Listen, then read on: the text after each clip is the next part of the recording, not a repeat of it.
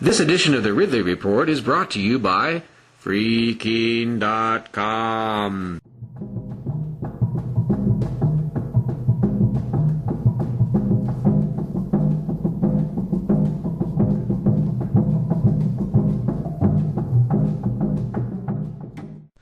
Quoting Ron Paul, early 2008. Quote, "No sunlight on the omnibus."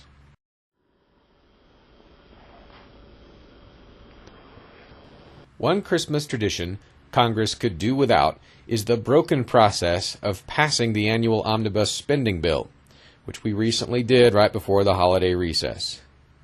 Every December, Congress fights and argues over spending and never seems to be able to pass the necessary appropriations until the very last minute. There is panic and threats of government shutdowns and reduction in essential services. And they always threaten the essential services, as if there is no waste they could possibly eliminate instead. This past December, right on cue, the administration warned about dire civilian Defense Department layoffs if the money didn't come soon. And so, at the very last minute, the omnibus was rushed through in a whirlwind just in time to save the day. Members of Congress had less than 24 hours to read the nearly 3,500-page bill before a vote was taken.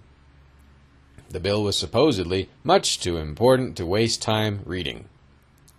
I feel differently. I feel the important bills are the ones we should take special care to closely examine. However, we are led to believe that if the omnibus bill failed, horrible things would have happened. The situation is a setup that ensures our government spending balloons every year, just as the elites and special interests dictate. The vast majority of members of Congress don't actually know what the money is being spent on until after passage, and by then it's too late.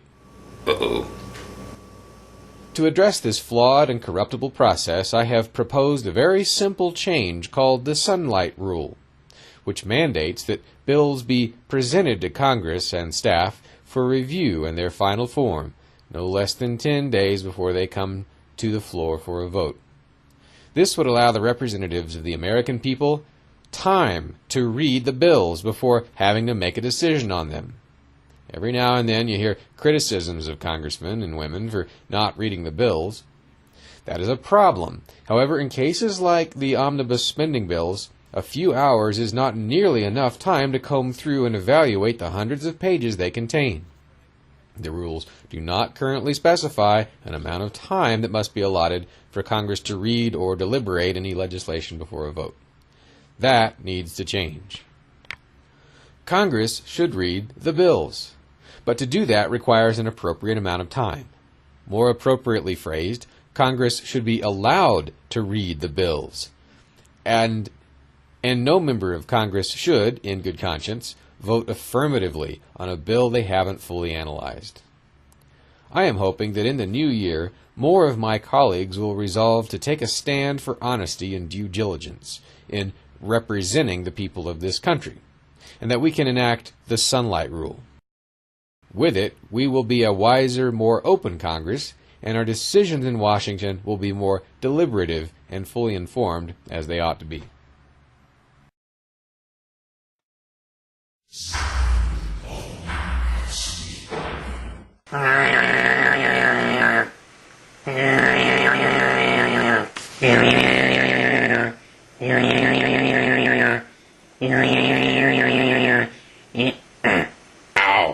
nhliberty.org